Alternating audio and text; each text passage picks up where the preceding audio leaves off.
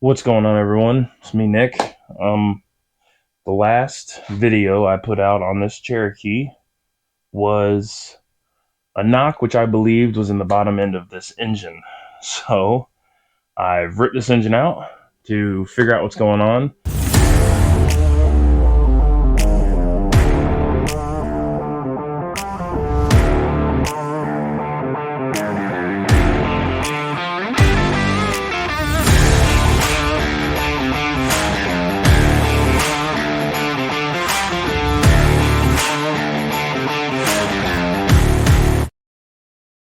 I didn't really make a how-to on this because I've already done it before. So I've kind of just been filming like each night of me working on it. Obviously, this intro is after the fact. So I got the engine out, was able to do a good full investigation of what the noise is, what I believe the noise is. So stay tuned. We'll see what that noise is.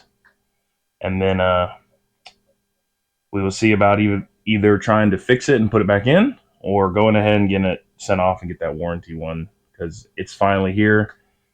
After 6 months of dealing with AutoZone, I finally got it. So it's at the store currently. I have to take the old one to swap out to get the new one. So I went ahead and pulled it out, and then I figured while I had it out, I'd look into what's going on. Figure out what's going on. So let's get at it. Here we go. Here's my poor baby.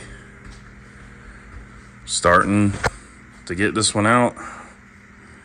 I got my pile over there, going through some tools. I've already done a video on this before, so if you want to watch that one again, but I just got the batteries out now, intake off, my power box off. Looks like a mess. It does look like a mess, but it's really not that bad. It's late. It's like 1 in the morning because I don't have any time, so I'm gonna call it a night. My goal is just to get it kind of all the accessories kind of off right now and the grill and stuff, so should be good to go. So we might tackle it tomorrow, not sure. We'll see. Like I said, I'm not going through a whole breakdown of this one. I tried to do that in the last video. I'm not really good at editing those kind of videos, so I'm not going to attempt it again.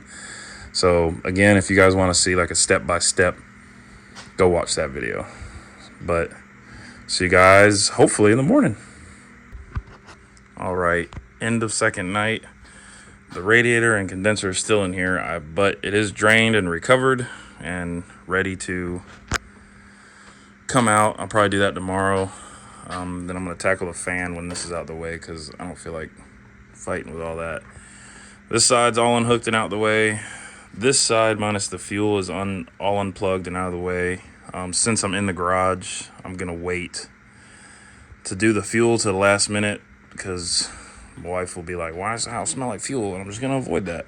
It's earlier tonight. It's only just after midnight, so it's a little earlier tonight. So I'm going to go ahead and get, like I said, I'm going to call it tonight.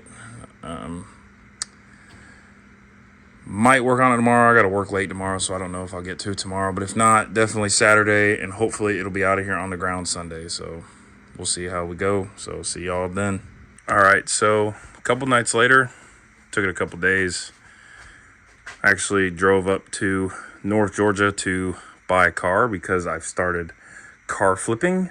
I have another channel that I've started. It's called Second Gear Garage. If you just want to see car flipping videos or drifting videos or just car videos, go find that page for me. I'll put a link for it in the description. But I got everything unhooked, intake, exhaust off, headers unbolted from downpipe. Everything's off over here. Really the only thing left is motor mounts and the 4 transmission bolts, and that mug is ready to come out. I am actually gonna go drive to my storage unit, get my engine hoist, come back, and I think I'm gonna get it out tonight. It's been about 4 days kind of tinkering with it. 2 nights, about an hour, and then today. So I'm gonna get that engine hoist, hopefully get it out, start pulling whatever I need off. I promise you, I am now anti-AutoZone. I used to be AutoZone everything, anti-AutoZone. I will never go back to AutoZone. If anybody else feels the same way about AutoZone, please let me know, because I'll feel better to have someone to complain about it with.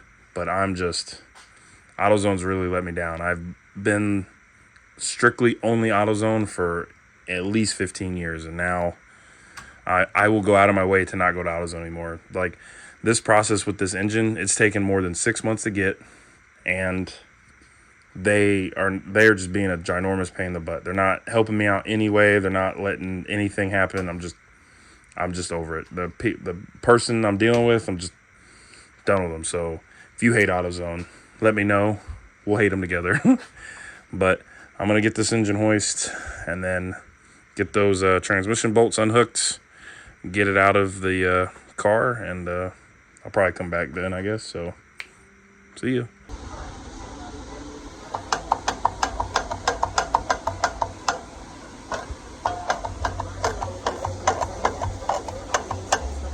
So got the engine out, hanging.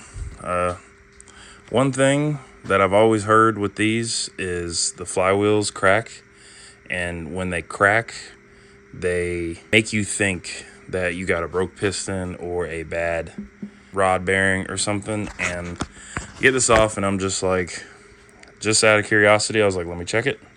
And what would you know, this thing is all kinds of cracked. I don't know how it is still in there, because this, I mean, it is cracked all the way around. Like, the whole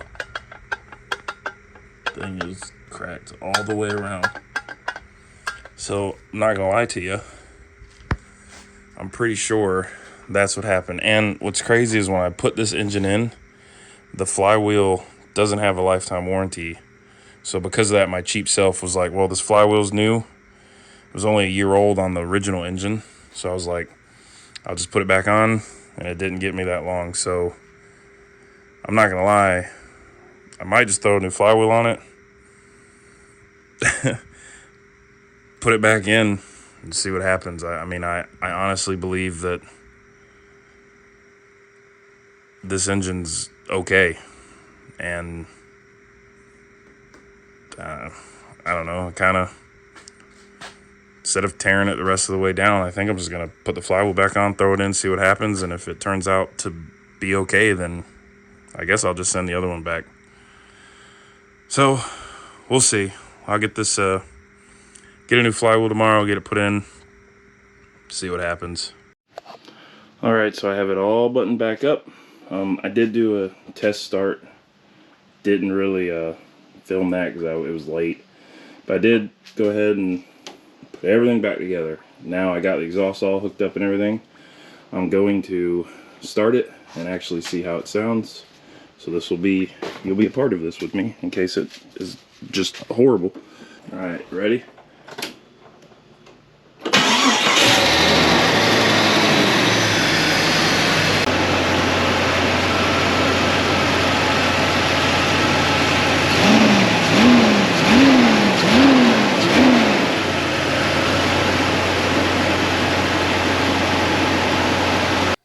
Well, I did it again.